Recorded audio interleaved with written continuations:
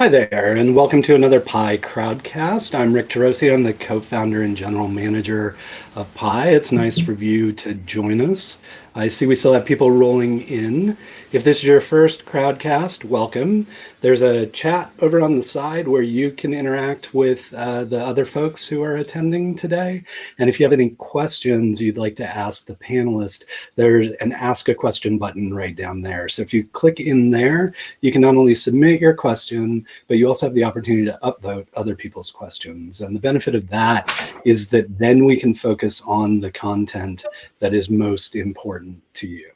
So today is our first official panel, so it's a bit of a beta test for us, as is everything in Crowdcast and at Pi. But I'm really pleased to have some true experts in working from home, remote work. They've all been doing this for a while. It's something that is very natural for them, but I think they've also forgotten how smart they are about this stuff. So I'm really hopeful that you'll have some good questions for them and that they can provide some insights now that we're all remote workers. So I could stand up here and babble all day. I just want to get in a quick shout out to Nat and Reverend Nat Sword-Sider. It's a little early in the afternoon for us to be partaking, but we wanted to make sure and get our sponsor in there. So thank you as always, Reverend Nat, for supporting us. Hey, Stephen. Hey, Michelle. Hey, Aaron. Thanks for showing up. Let's bring these people up to full size and get some introductions so we can get this underway. I think we'll do alphabetical because we have B, C, D in here. So let's start with Barrett. Please introduce yourself. Well, thanks for having me, Rick. I don't have a tie on. First things first. 2 people have now asked that. That is my microphone. Anyways, I'm the COO at ConvertKit. We make email marketing software, and we're on a mission to help creators earn a living. I've been here for 4 years. We're a fully remote team. I've been working remotely for, I don't know, almost a decade now, in a variety of different roles. And yeah, I'm based in Southeast Portland. I'm at home today, like everyone, I hope. Everyone is. Cool. Thank you, Barrett. Cami Chaos. Like the man said, I'm Cami Chaos. I am an employee of Automattic, where I am sponsored to work full-time on the WordPress open source project. I've been doing that for 7 years. Automattic is a fully distributed company, and WordPress is a fully distributed project, but I have been a remote worker for about a decade. Cool. Thank you. And Darren.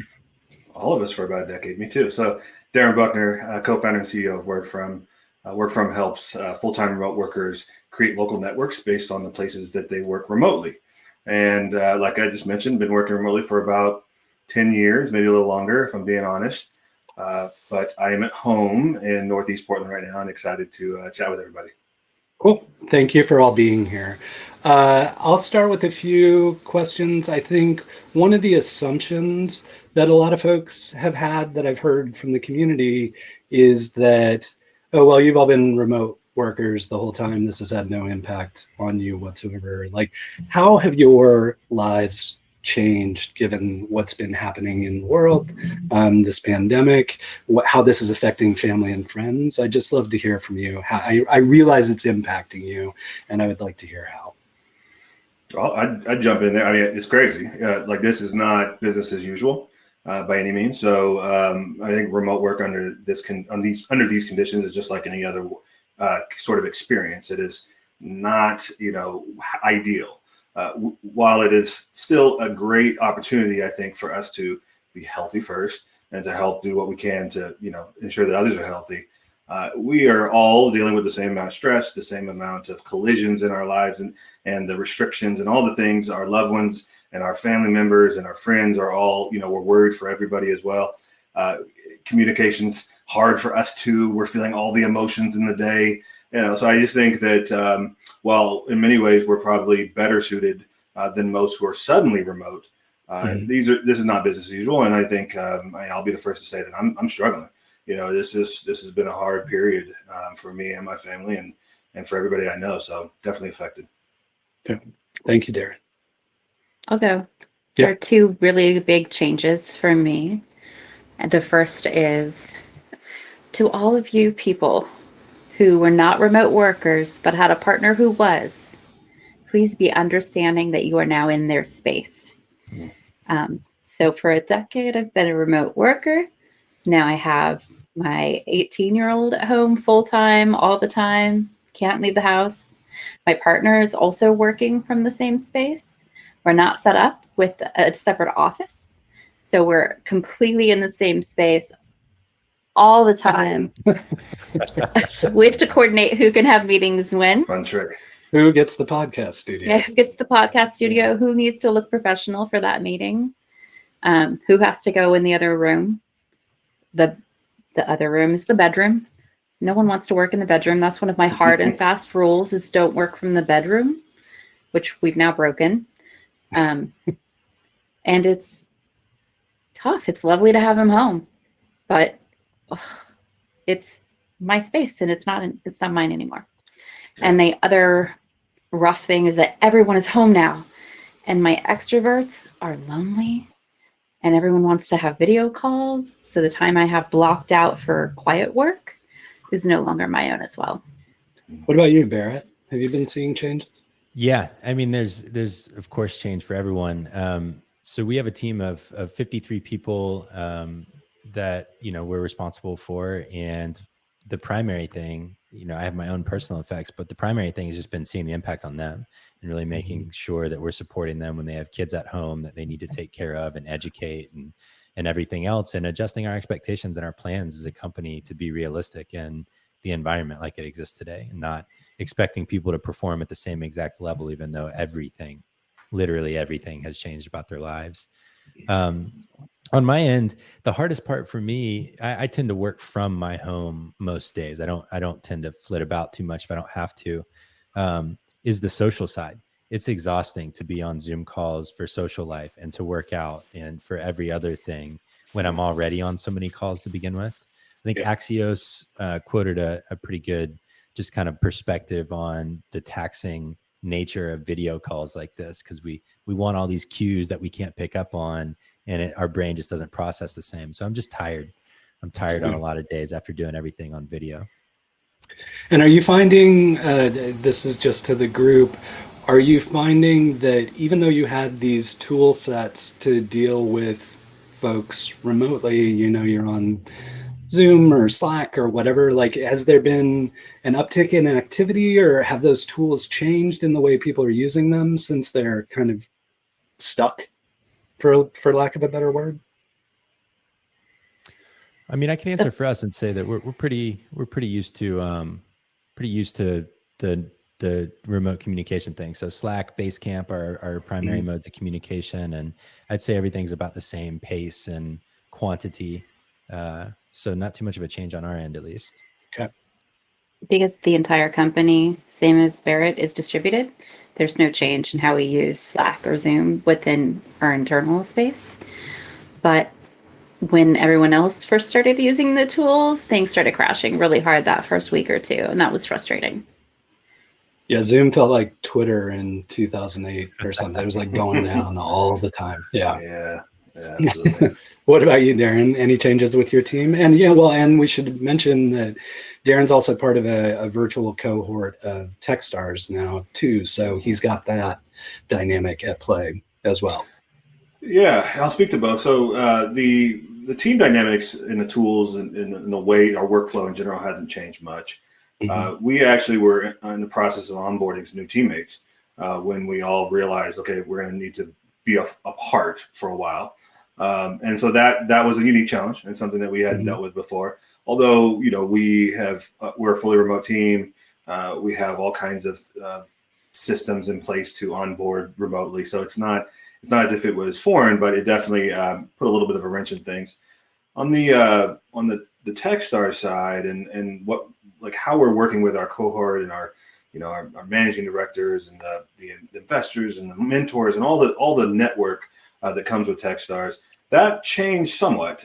We were already a virtual experience for the most part. We would meet 3 weeks out of the 3-month period. We would meet in person, and we're just about done with the program. So we are on the last, I think, week and a half of it.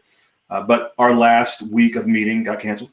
And we were supposed to. I was actually going to be. I should have been in New York last week, recording our demo day pitch, and doing the last sort of cohort experiences together. So that was disruptive, and that certainly was not ideal. It was the kind of thing that you really want to get out of this experience, and so that was disappointing, but certainly understandable. And of course, everybody has been awesome. Everybody's having so much grace with each other, and everybody understands that this is not something that we opted into necessarily. So, so it's affecting everything, but mostly things have been pretty smooth. Good. Well, and we were. Do you have something? You say you're going to be in New York reminded me. I'm supposed to be in Prague today, and Chicago next week. Yeah. So that's the one part of my life that's also really changed. No travel. Yeah, no travel too. Yeah, that's been a big one. Yeah. I think we touched on this a little bit as we were prepping in the green room, but I would really like to hear from each of you, and then we'll get into the community's questions. And if you want to ask a question, just pop down to the Ask a Question box down at the bottom of the screen. Each of you works for a company that is likely seeing an uptick in business or interest because of where we find ourselves. I mean, you all work on tools that are designed to support remote work or individuals working alone or that kind of thing.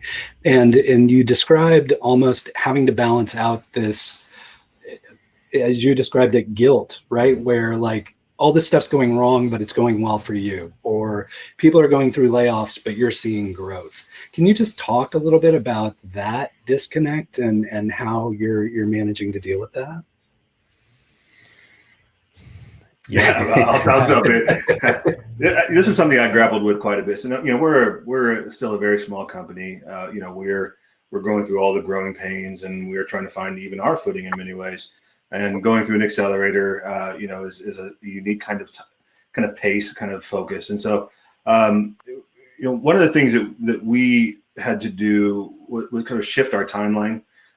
We've been advocates, if you will, of remote work for a long time, and we've been enabling remote work for a long time. And so there was this kind of feeling of, oh no, like how do we actually help? And we really wanted to rally. We felt like this was our time to shine. That there were going to be more and more people who actually needed us and the knowledge that we had and the ability to help in these different ways. And so there was this enormous amount of pressure to actually like shift everything to help first. And then there was this feeling of, but how do you do that well? How do you actually get yourself out there in front of people and new people and say like, hey, we can help, and not have that be some sort of like feel like some sort of marketing, that's opportunistic. And so there's a whole lot of that, a whole lot of reconciliation around that. And where we ended up with it is that this is our time to shine. We have been working on this for all the right reasons for a long time, and we can, do a lot to help people. And this is a world in which we saw coming in some ways. We saw this shift happening, and one we've been planning for. While it's certainly accelerated almost overnight, and in ways we wouldn't want it to happen, it's still the world that we have been trying to enable in many ways, helping people work independent of location, or being, breaking some of these ties from location. So we really felt like this is our time, and we've leaned into it, and we've changed our timeline. So some of the things that we were thinking about doing, a few months out, we're now bringing way up to support people, even though they're not going to be in the places that we often help them find, support them when they're in their place, which is now their home. So that's how we've addressed it. Thank you. Barrett? Yeah, I mean, I definitely was the one that threw out the term guilt, and I think a lot of it is it just being a really odd feeling to see so much transition and so much pain and difficulty happening across most industries, and then for not a lot to change at home and at the company. We already work from home. Our whole team is remote. Our customer base is largely independent creators. And so in times of abundance, they're using extra time and money to invest in themselves for side projects. And in times of need, they're turning to creating as a way to earn income because they don't have any other options. And so we kind of grow in both environments. and even accelerate when there are downturns, because a lot of people run out of options. And so they turn to their creativity as that kind of last resort. In some cases, I wish people would turn to it as a first resort, but Sure. in some cases it's kind of the last option. And I think we've tried to take that same approach of serving. We did a couple of things really quick in response to just what we were seeing. We put out a creator fund to offer micro grants to people in need. Tried to limit it to like really basic needs of a home, food, childcare, healthcare, so that we were making sure we were, catering to people who really were hurting. We contributed $50,000 of our own and then raised another $150,000 from partners. And we were only able to fund about 500 of the grants that came in of the 16,000 applicants that applied over less than 30 days. So we tried to do some things like that. We launched a podcast just to kind of be a steady and comforting voice, for creators.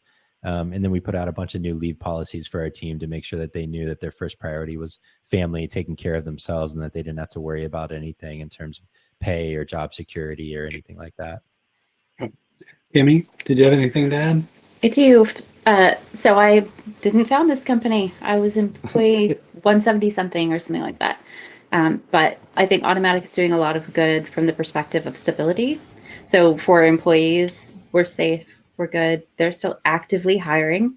If you're looking for work, automattic.com, work with us. The WordPress project is built around making the web free for people to use. I mean, it's free software, it's open source, and you can publish on it.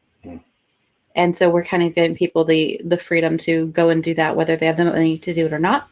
Automattic also does WordPress.com, where you can do a free site, and that's really nice. We're also seeing an uptick in contributors because people aren't sure what to do with their time right now. And so that's really special for us and really special for them to give them some solidarity with other people in the community and something to do.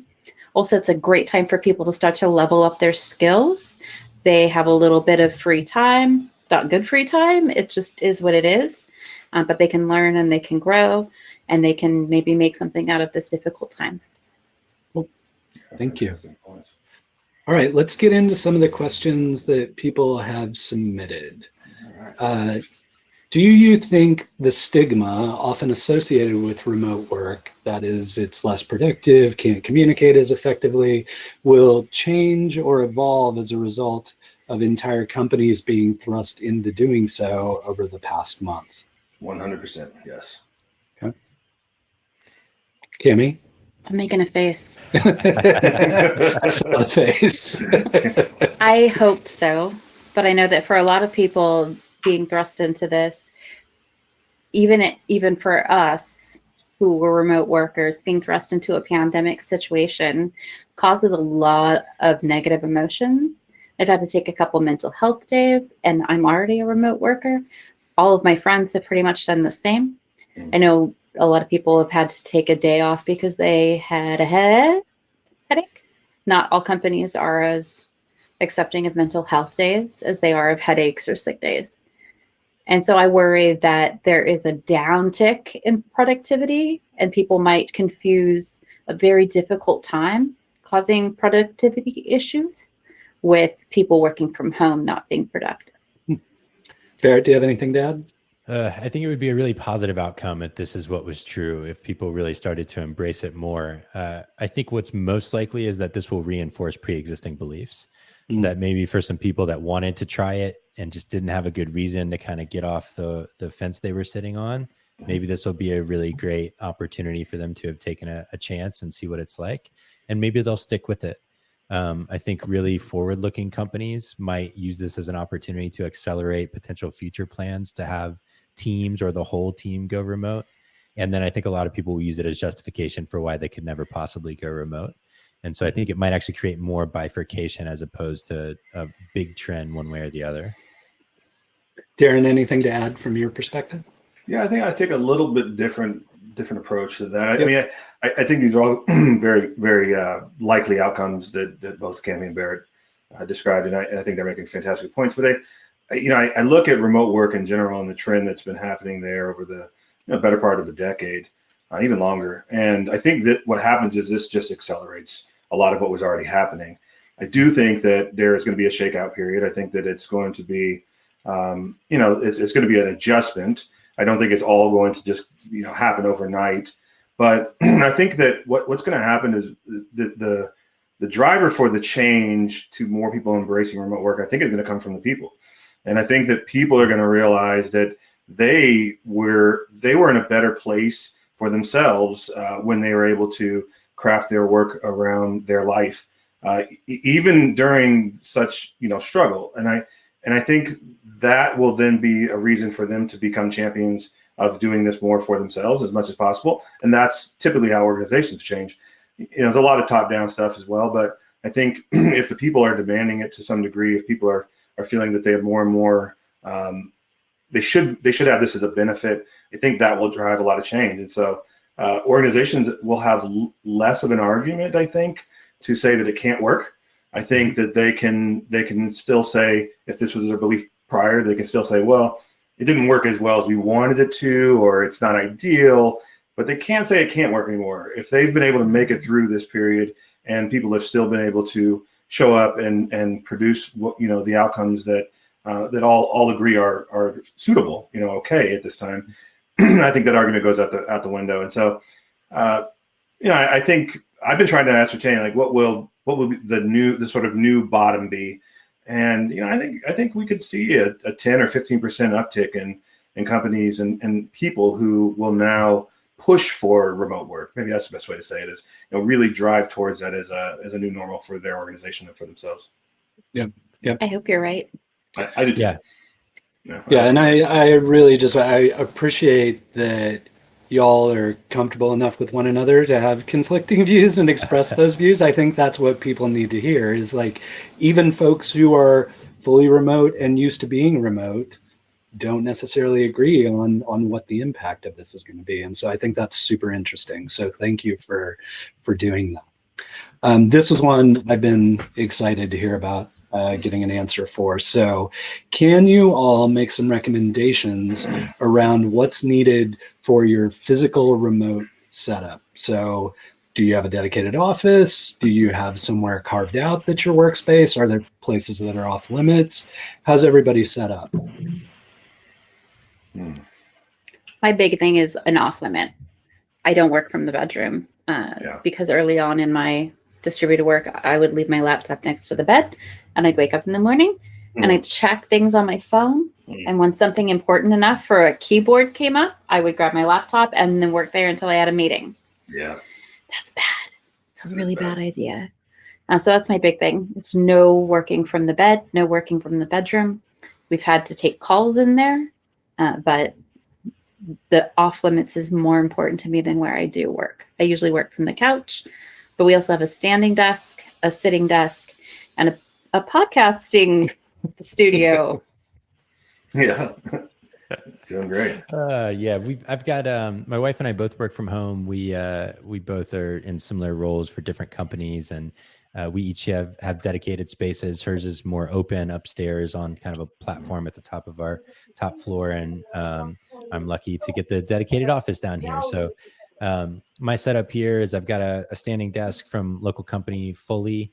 Great company. I've got a nice whiteboard over that way. Separate camera from my laptop with a monitor here that allows me to have good ergonomics. Some bookshelves, some plants, my little artwork back here, because I do a lot of this kind of thing every day, whether it's with interviewing candidates for roles or podcasting live or crowdcast sessions like this. So I like to have a nice background, good microphone, good preamp, good headphones. Pretty good lighting from the natural light coming in. So I try and be ready, I guess, to like produce content at any time and be ergonomically sound, I guess would be the two things I optimized for. Okay. Yeah, Darren, I'm trying to... and maybe like you're so used to like bouncing spaces. Yeah. Has it been weird to just be at home? Yeah. Oh yeah, for sure. I didn't realize how much I actually did bounce around. I mean, I think I knew it, but I just didn't really feel it in the same way. And when as now when I can't do it, I'm trying to get more like Barrett, I think. So, we have, my wife and I both also work from home. and we have a 2-year-old, and we don't have childcare right now. So this creates some really interesting collisions. We are lucky in that we have a building that is separate from the main house that we've turned into two offices. And it just so happens that it's a small little, you can almost see, it's almost like an ADU size, but it has 2 doors and a wall in the middle, and it gives us the ability to split that into like 2 small offices. And we've been steadily kind of upgrading that experience in ways, especially now that we're both here all the time working. Paige, my wife, she's does a lot of live video content and teaching and trainings and things. So she's got a great setup with some amazing lighting, studio lighting, and a good microphone, and she's kind of really curated that. I borrow it when I can, and then the rest of the time I'm kind of just bouncing around in more darker spaces and just trying to make it all work. But yeah, being home all the time is it's a real special kind of long-term challenge. I think initially we were running at it pretty strong, and we felt like, okay, we got this. But now I'm starting to feel like just the productivity boost that I used to get from changing my space. The ability to maybe switch my focus in ways when I could go to a space where there was some background noise and some things to see and smell, and that would really do something for me physiologically that I didn't really fully appreciate until now. So I've had to kind of reprogram myself, and I'd say that the thing that we've been most challenged with is just trying to make it work together. So that what I didn't realize is that I was often away, which made it work better. It was hard. It's harder when we're both in the same space, and even trying to share the spaces that we've carved out for work, that's even hard. So yeah, that's been challenging, but we're getting better at it. And I just encourage everybody who's dealing with the similar issues right now, or feeling like this isn't ideal for them, like their productivity or their sanity even, have some grace with yourself. Like, I feel like you will get better. This is not easy. It's not going to be perfect. You can't expect that this is going to be like the ideal working conditions and somehow you're just going to shine. Like, that's just not realistic. Yeah. Do the best you can. And we all understand, all your teammates. I mean, hopefully everybody who you're working with understands, that this is rare time. I mean, and everybody's dealing with it. So, it's okay. Don't beat yourself up if you don't have the perfect setup. You don't need it. You don't have to. There's no perfect setup. Yeah, I do want to add one quick thing, which is that I remembered we give people $2,500 every 2 years to have a really nice setup. So I should definitely say that out loud. How's that working out? We have a budget for this. I should say that too. Automattic gives everyone a stipend to set up their office. It was a long time ago. I don't remember how much it was, but you can replace things as the years go by. They will pay for an ergonomic expert to help you set up your area, all of that stuff. Yeah. How's that working out? Have you seen that's been used well? Have you seen your teammates have? I think some people really use it super well. Yeah. And other people sit on the couch. And I think that it's a testament to both of your companies that you do invest that way, because it will show, right? So now your teammates have a level of support that helps them even in this scenario, but of course will help them produce in the ways that everybody needs all the time. So that's a great investment that you make, and commend you on that. Thank you all. This is a great segue based on Darren's mention of kids. Yeah. Do you have advice on how to stay productive with children at home? With remote school schedules and frequent interruptions, it sometimes seems impossible to stay focused on any task longer than a few minutes. Anybody want to jump in there? I think I'm the least useful. Least useful. But that's your brain on kids. Yeah. My daughter was doing online school from home for her last year, but she's a teenager. And so me setting expectations doesn't work well with some children. At a certain point, though, at a certain age, expectations are set. And I would encourage you, as Darren has said before, give yourself some grace. Maybe a little extra screen time isn't the worst thing in the world right now. Mm-hmm. Understand that those kids are also in a pandemic and they lack the social prompts and understanding of how to express and explore some of the feelings they're going around. So it doesn't do anything to help you with productivity, but it might help your patience a little. And when your patience is larger, you can often focus a little bit more. And I'll shut up now because I don't have small children. I mean, it's great points. And so my child's 2, my only son. And so I only know that. Daniel Tiger, if you have young children, and Daniel Tiger is raising my child right now. So, and I've had to let that go to a certain extent. Which is hard, like I'm one of the parents that, like, I really want to make sure that I'm doing everything I can to set my son up for success, right? And so I have all these ideas of what that looks like, and I want to have all the attention that he needs and all the in all the right ways. And what I realize is, in order for me to be the best parent that I can right now, is I've got to stay sane, and he'll be just fine. Kids are super resilient. And what will make this harder is if my wife and I can't keep it somewhat together, right, for everybody. So we've had to have those conversations, and we have a lot of those conversations, and we have to remember we're having those conversations. When it's not like as if you talk about it once and then all of a sudden everything's great. We're adjusting. We're treating this in some ways like trying to find the right fit here. It's like we're iterating on our own daily experiences. We're trying to figure out, do we block out 2 hours for each other and then we switch, or do we do like half day or whole days? I mean, it's just, we're trying different things, and none of it's working great. So I don't think that there is a silver bullet for this. What I would encourage folks to think about is to try different things. Don't get stuck in thinking it has to be done a certain way and then like trying to defend that at all costs. That's just going to be hard on everybody. Be open to this being different than what you might expect or want for everybody. And let's hope that it doesn't go on for so long that this becomes the new normal, because the reality is you won't be your best, your most productive when you have to also be watching your child at the same time. Mm-hmm. I just don't, that's a myth in my opinion. But there are levels to that. And so when we can get to a point where our children can either be independent enough to do some things that don't require our attention all the time, or if you have very young children, we get to a point where we can actually get some help with that or have some more intentional ways of setting up our days around that, will be better. But right now, it's all running together. I will say, get outside if you can. One thing we found is, take the little one for a walk or have them walk you. Helps everybody. Fresh air is important. Some routine around the things that you can control is still great. I think, if you can control nap time, or if you can control like eating times.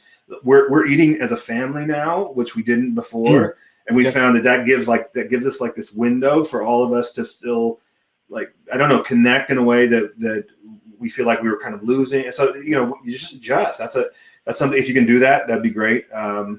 Maybe if you already do that, find other times where you can come together and do those kinds of things, and really work at trying to make sure your work isn't driving the bus right now. Mm-hmm. You got to be vigilant there. I think if you can make sure work isn't the thing that's like driving everything right now, then you'll be fine. But if work is driving everything, it's going to be irreconcilable, and that's just going to cause real challenges for yourself and for everybody around you. So try your hardest, and again, have some grace, because it's not going to be perfect. It's not even going to be done well. Good. Barrett, anything to add? Just two quick things. We have a 5-month-old at home. Seems like 5 years. Yeah. He has slightly different needs from school age children and everything. But we bought a house earlier this year in Southeast, and made a little bit of a change in location, went a little further south than we had been living, so that we could get the right setup for us. But my in-laws live with us, and so they are childcare in the home. So we even didn't have a change in childcare when this whole thing happened. And I'm really grateful for that. And the long-term trade-off is, we do multi-generational living, and we've chosen to look at that as a really great opportunity for community building and for just a different style of life that isn't quite as common in America, but that's really important to us. So that's the first thing. The second thing is the CEO of ConvertKit and I do a daily live podcast. And one of the things we shared there was thinking about this time in terms, at the risk of maybe putting some people off, trying to think about this time in terms of how it could be reflected on as a really special time for the family, actually, and a time when you were really able to connect in ways that when everyone's at school and work and everywhere else, it's just not possible. You know, to your point, Darren, having meals together and really, if you're going to be with the kids, just being with them. And ideally, your company will support you in that. I know that as a leader of a company, I'm trying to make sure the team knows if you're going to be with your kids, just go be with your kids. Like, it's fine. This work will be here, but this time will not, you know, your kid needs you right now, basically. So I don't know that that's possible for everyone, and I want to acknowledge that, but I at least want to reflect that back, that this can be a time that as a family, if everyone stays healthy, could be looked back on as a really special time of connection and community, if you let it be.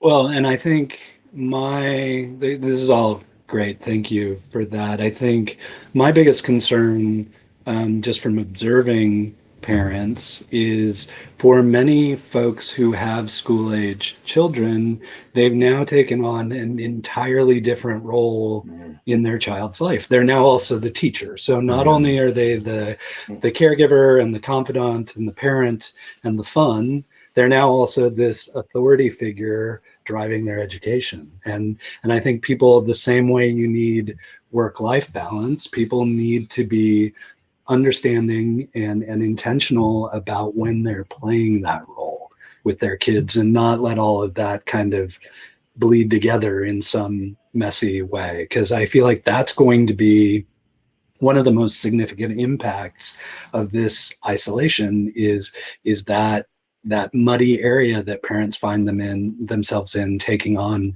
an entirely different role. So it's a really good point. Yeah. Before we move on, it's not. I just wanted to shout out for Crazy Aunt Lindsay's online program. Yeah. Oh, absolutely. She has like a virtual daycare program, and while I'm having you answer the next question, I will go grab that link unless somebody beats me to it. And this is kind of along those lines about setting boundaries. Any tips for declaring an end to your remote workday and sticking to it? I'm asking because I'm asking this as a recovering workaholic. Yeah. I can't be there for the live session today, so Lauren's not here, but she was hoping you'd have time to respond to this, and we'll send her the link once she has time to watch. Any advice? Oh, and thanks, Mitch, for the link.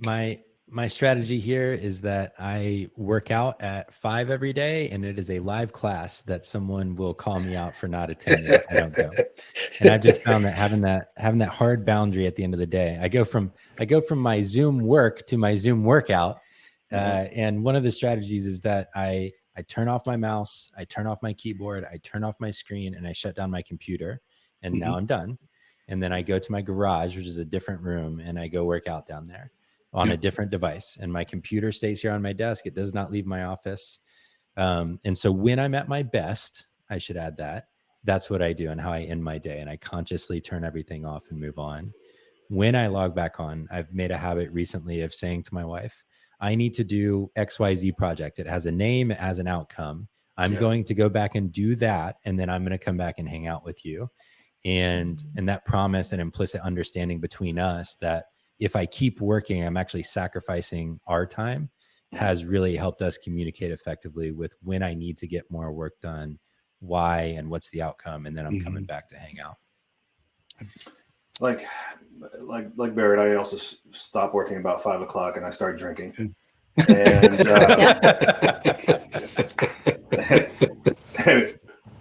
not every day. No. Anyway, but I think Reverend Nat's hard cider. Yes, Reverend Nat, exactly. Right now, I drink a lot because no, just kidding.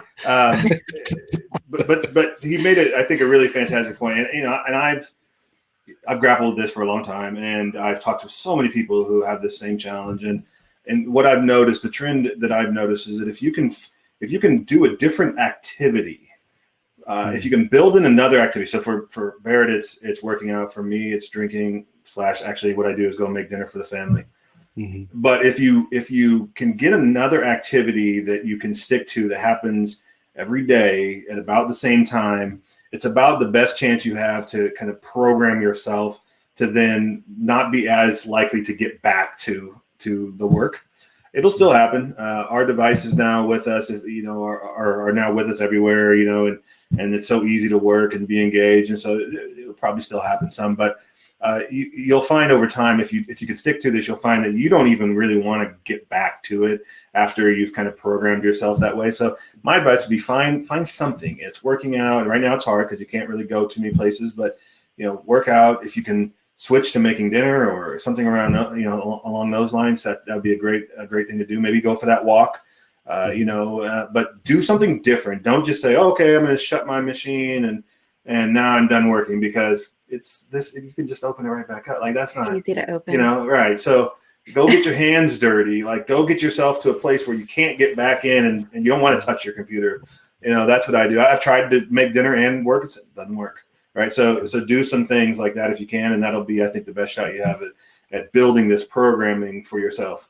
At least folks who operate like me. And I've seen this happen well for a lot of people. So I think it is a good opportunity for you as well. Well, and Cami, I'd like you to weigh in on this because your team is globally distributed. So Right. there's often time zone stuff to deal with. Do you have good ways of like setting those boundaries? When I'm doing well, I do. One of the big ones, the actual I'm done now, is supposed to be close the laptop, dock it. When it's docked, I can't touch it unless I'm working like from the desk. But I don't work from the desk most of the time unless I have a call. So docking, when it works well. My desk is currently covered in seeds and dirt and pots and mail. I cannot put my computer there. But the big thing for me that helps, I have a teammate in Japan, and usually if she logs in, I know that I should no longer be working. So typically we're like two ships. Oh, good morning, Naoko. Good evening, Cami. And I log out. And then the huge one for me is actually something I brought back from my sabbatical 2 years ago. I do not have work on my phone. I do not have work on my iPad. And I have a separate login on my laptop that is a non-work login, and I don't have access to any work stuff. And that's the huge one. Taking work off my phone, it really helps me separate things because I want to enjoy my phone. There's games on it. Thank you all for that advice. That was super helpful. And I would just also like to acknowledge my Ron Burgundy moment. Apparently anything you type into questions, I will just read. So be careful. Be careful with the power you have over me in these situations. All right. Here's a good one where everybody is now remote. All of your questions are good. I don't mean to categorize it that way. This one got upvoted a lot, so I want to make sure we get to it. How do you onboard new team members into a fully remote work environment and foster a positive work culture and get people to bond in this situation? We've got a whole program. Your first 2 weeks at ConvertKit, you basically, we tell you up front, and people still fight it, that you should not plan to do work in your first 2 weeks. You should plan to be onboarded to do work later. And by the end of the second week, almost every person is like, yes, but I want to do work now. And the reason is that we schedule most of their time for them. It's a really, really awkward feeling to show up to work on your first day, especially like for us, we're also distributed. We have people, I think, in 10 countries or something in 39 cities. And if you wake up in Europe and your manager's on the West Coast of the United States and there's not a plan, it's a very awkward first work day. And so we schedule most of people's time. Each of the executives at the company has a topic that they cover with each new hire. So I do like an overview of our market and what a creator is to us. Our CEO does our mission and vision and values and yada, yada. And then we get 5 teammates from across the company to volunteer for each person to do just one-on-one conversations with the new teammate. And so that's kind of like organization wide. And then within each team, they have topical meetings with their manager throughout the 2 weeks as well. And we build in tasks that help them build up the habits that we want people to exercise. So at the end of each day, share in a public Slack channel what you were most proud of accomplishing today or something like that. Add yourself to our About page as a way to get familiar with our WordPress instance for our marketing site and just see how our profiles are constructed. So we try and do a combination of highly structured time with people across the company, deep dive time with people on their team, and then tasks that reinforce cultural habits that we want them to build. At Automattic, the first 3 weeks, I think it's been a long time. The first 3 weeks, or maybe 2 now, are tech support. They are happiness engineering. You come into the company, doesn't matter what job you are there to do, you are going to do happiness engineering. You get familiar with our products, you get familiar with our culture. Sorry, I can hear my echo. It's very confusing for a moment. You have to do a lot of searching through all of our sites. We also set up each new employee with a mentor who is in their time zone-ish, is not on their team, is not in their division, so that they have a safe place to go to talk to learn about the company, the culture, what we're doing, to figure out where they ask questions. And I'm a horrible happiness engineer, but it really gave me the ability to see that, like, the full spectrum of what is happening with a lot of our properties. Darren, I know you're doing some hiring right now. Do you have plans on how to do that, or have you worked anything out, or is it just you're kind of still trying to figure that out? Yeah, we're going to do what they're doing. That sounds amazing. I just going to do that and play this back, and then we're going to do that. I think we're trying to get intentional about that experience as well. We're still so small that everybody who joins our team at this point is sort of we're all in a very small boat together, and so we work really hard at getting to know that person. So we spend a lot of time talking to each other, asking questions. These are not work-related things. We just want to get to know each other better, and we spend probably about 2 weeks under this notion that we're just going to be exploring the house. Like, there'll be doors over there. Open it up, look, see what's in that room, ask questions. Talk about how you like to do things. We'll talk about how we like to do things. It's really just kind of an exploration period. We don't expect much, to get done other than really kind of set the foundation for hopefully us working productive as humans together, because we're very much a human first or human centric kind of culture. We think that the best things are going to come from the people that we work with and not the tools or necessarily the process. Now, that will be something that will be more challenging as we grow to make that work, I think, consistently in the ways that we want to. So I'm absolutely learning and creating playbooks right now, learning from folks like Barrett and Cami who have seen the movie before and are doing it well at a high level. But yeah, it's all about getting to know the people right now, and I would say that the thing that I think works really well, especially when you're fully remote.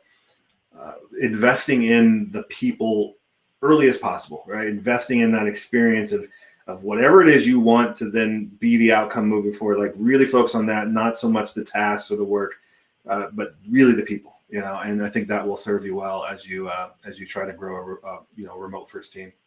Cool. I would add one thing there real quick, Rick, which is that made me think, Darren, when you said start as early as possible, that we actually treat hiring like it's part of onboarding. We treat every conversation like a candidate as if they're going to work at ConvertKit. Yeah, that's awesome. Yeah. Realizing that, the vast majority will not. But I found that from an employer branding standpoint, if you treat every person like they're going to work here, they'll be an advocate for you regardless of whether they do, number one. That's right. And number two, you get a head start on reinforcing your culture if you treat it that way. And so, for example, no one ever goes through our process without hearing a definite answer from us on whether they are going to be hired, whether you get rejected at the application stage or, the last interview, and then a bunch of little things in between. So anyways, I can't remember who asked the question, but if you are hiring, I would think about your hiring process in terms of that's when it actually starts in terms of culture reinforcement. Well, Cami, do you want to touch on Automattic's? I would like to add one more thing. We hire by trial. So there's a application process as there would be for any company, but then we hire each applicant who makes it to that level as a contractor, and then we have them complete a project. And they actually work with their team, they work with the company, they're doing real work so that we can assess the work that they're doing and also assess how they're going to fit in with everything else that's going on. And they're compensated for that work. Yes, they're paid as a contractor. But also it tends to show people what it's like to be a distributed worker, because not everyone likes it. Yeah. Not everyone is cut out for it. There are some people who've done exceptionally well, been offered the position, and then said, I can't be a distributed worker. I love that. Darren, did you have anything else that you wanted to add? Well, no, I'm just learning so much from this alone. I'm thinking we should have an entire conversation about this, because I think this is probably the crux of how we're going to make remote work work at scale, is if we can get to how we're going to build our teams. And so I'd love to be a part of something like that, just so I could learn. Cool. Yeah, I might hit up Kristen Gallagher and see if we can do an onboarding session so that folks can learn about that. So we're almost running out of time. We didn't get to everybody's questions. I apologize. I think we could sit here and talk about this for hours and hours and never get all the questions answered. But this is the time where I kind of like to turn the tables on our guests or panelists, and I'll go reverse order this time. But we as a community want to be here to help you, to help other members of our community do what we can to be helpful. That's why people show up to these things. They also want to hear that aspect of it. So starting with you, Darren, how can we as a community be most helpful to you right now? Well, this will sound a bit cliche, but take care of yourself. I mean, I think that's the most important thing right now. Like, we all got to get through this together, and it's still very relevant that we talk about this right now, even though we've all been in this now for weeks, and it might feel as if this is the new normal. I think, take care of yourself first. For my company, which I'm so excited for everybody to know about, and would talk about this entire show if I could, this entire experience. But for us, join us. We've been working our butts off for about 3 months now to create some really awesome things, and I've been wanting to tell everybody about it for a while. And a lot of that's about to start, getting out there into the world. So it'd be a great time for you to join us. Go to workfrom.co. If you do that, you'll be able to be the first ones to experience a lot of the things that I think are so relevant to how we're all working right now. So that would be great. I'd love to see you all there. And then again, just take care of yourself and take care of your teammates, because we gotta get on the other side of this, and we gotta get on the other side of this together. So I just want to reinforce that. Thank you, Darren. Cammie? I just want to echo what Darren said. Go to workfrom.co. Yeah, everybody can echo that, by the way. Yeah. Everyone go to workfrom.co. He didn't say it and do that the whole time. He's just been waiting patiently. If you're out in public, wear a mask.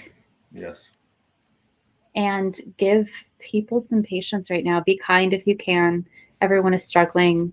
Even if you're struggling, someone else is struggling too. So just try to be good and kind and take care of yourselves and each other. Thank you. Barrett, you want to wrap it up? One of the reasons I love Portland is we all had the same initial thought.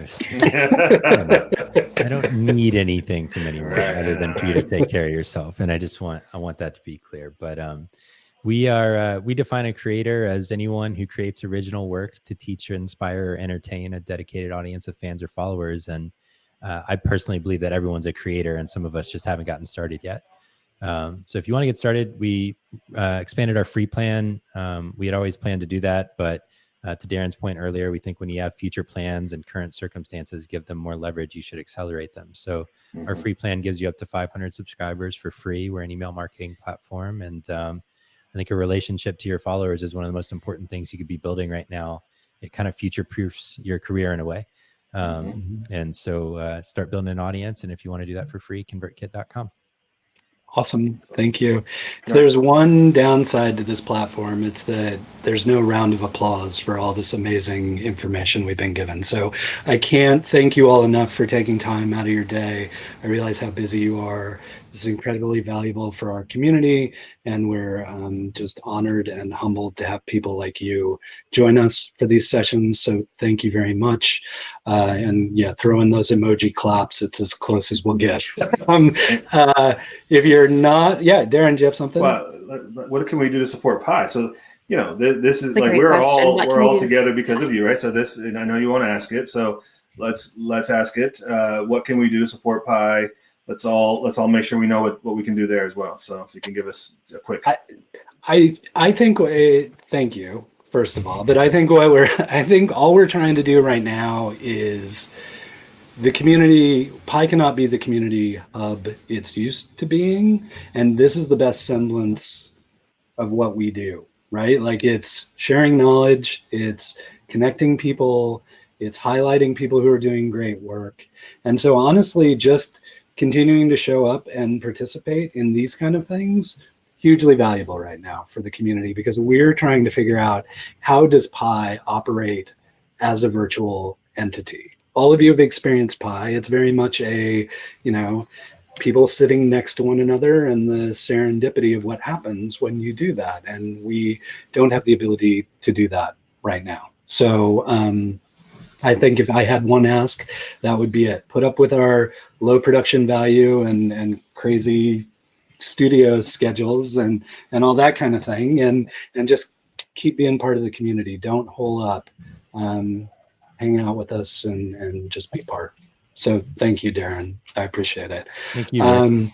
It's great to have all of you. I'm going to cut it off here, but we've got more coming up. We're trying to schedule them as much as we can. We're going to try and get like at least 4 a week, so people always have something to tune into. Next up on Friday around the lunch hour is Elia Friedman. And if you don't know Elia, he started a startup like in '97. So he saw the .com bust, he saw the mortgage crisis. He's seen this stuff before and can kind of talk about the dynamics of not only going into that, but what happens when you start coming out of that. So if you have questions for a tech founder about those kind of situations, please sign up, get those submitted, and tune in tomorrow. And then just follow along on Crowdcast with Pi, and we'll keep you in the loop. This will be here almost immediately following the recording of this will be available right at the same link. And then we'll also upload it to YouTube if you like to binge watch it or something. But and then I don't know, this will be challenging this time, but I will usually try and chop up the highlights into a podcast episode so it's easily consumable. So I'll try and do that with the panel stuff too. But as always, thank you for joining us. Thanks again to our panelists, and we'll see you all soon. Be safe, everybody. Bye.